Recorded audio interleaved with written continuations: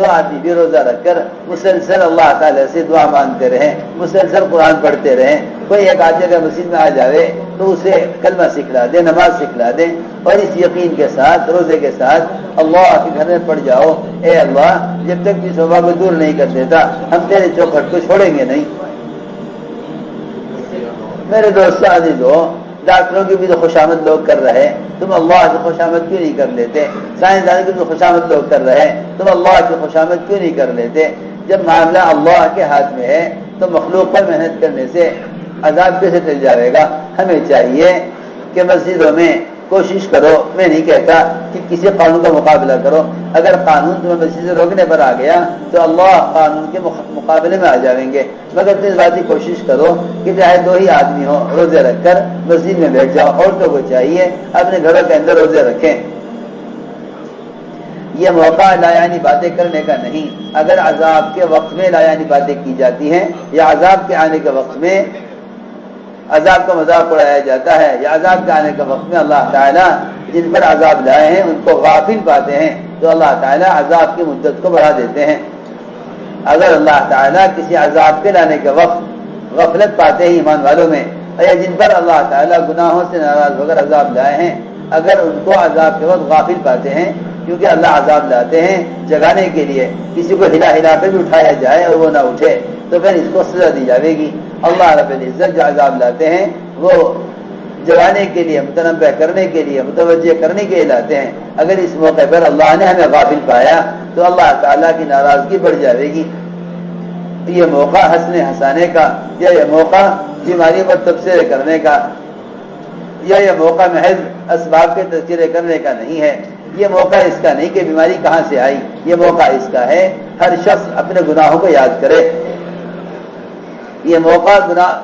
بیماریوں کے آنے کے اسباب تلاش کرنے کا نہیں ہے، اور یہ موقع اسباب پر ریسرچ کرنے کا نہیں، یہ موقع تو اپنے گناہوں کو یاد کرنے کا ہے۔ ہم سب مل کر اس بات کو غور کریں، اے اللہ میں نے کب کیا گناہ کیا، کب کیا گناہ کیا، اس بیماری کے آنے کا میرے کون سے گناہ سے تعلق ہے۔ بس اتنا تمہارے سوچتے ہی اللہ تعالیٰ جان لیں گے کہ یہ میرے بندے اپنے گناہوں سے توبہ کر کے میری طرف آنا چاہتے ہیں۔ اللہ رب العزت ساری رکاوٹیں اٹھا دیں گے، اور اللہ رب العزت اس وبا کو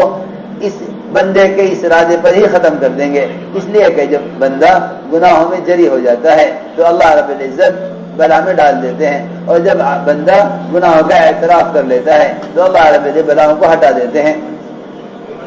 اگر صرف دو آدمی بھی روزہ رکھ کر مسجد میں اعتکاف کر لیں، اگر دو آدمی بھی روزہ رکھ کر مسجد میں اعتکاف کر لیں، اور میں تو پھر کہتا ہوں تم جتنا جہاں تم جاؤ واپس، یا جسے بھی تمہارا رابطہ ان سے یہ کہہ دو کہ مسجد کے امام صاحب، مؤذن صاحب جو مسجد میں رہتے ہیں، اور اب یہ بھی کہا گیا کہ بھئی اتنے لوگ مسجد میں نماز پڑھیں کہ جماعت کی نماز ہو جائے، تو جتنے لوگ مسجد میں ہیں یہ اگر روزے کے ساتھ رہیں، مسلسل اللہ سے معافی مانگتے رہیں اور روزے رکھیں مسجدوں میں، اور قرآن کی تلاوت کرتے رہیں، اور مسجد میں آنے والوں کو کلمہ سکھلاتے رہیں، اور انہیں منکر سے بچاتے رہیں، اور اس وقت اللہ کے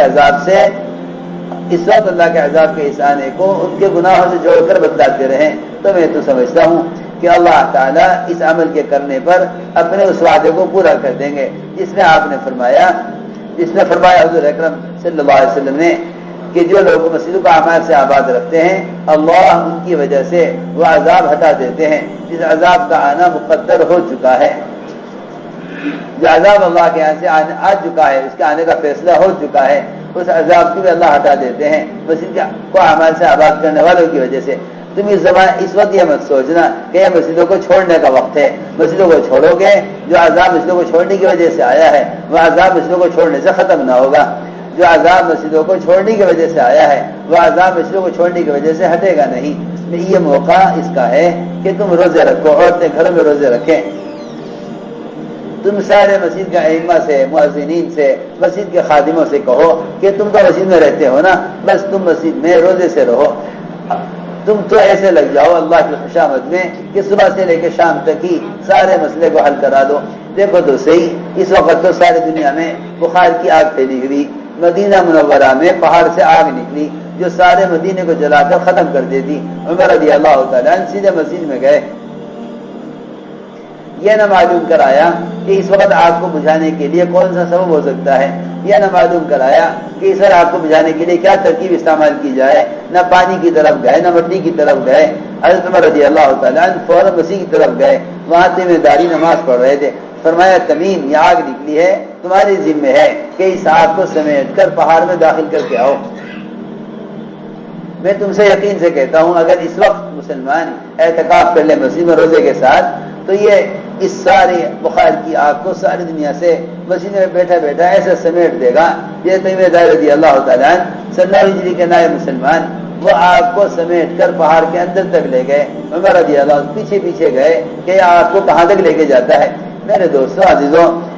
بس کیا بتاؤں، جتنا زمانہ نبوت سے دور جا رہا ہے اتنا ہی اسباب کی طرف جا رہا، جتنا زمانہ نبوت سے دور جا رہا ہے اتنا ہی اسباب کے قریب ہو رہا، جتنا زمانہ نبوت سے دور جا رہا اتنا یقینی اعمال سے دور جا رہا ہے۔ ہماری اس وقت سب سے اہم کوشش اس بات کی ہے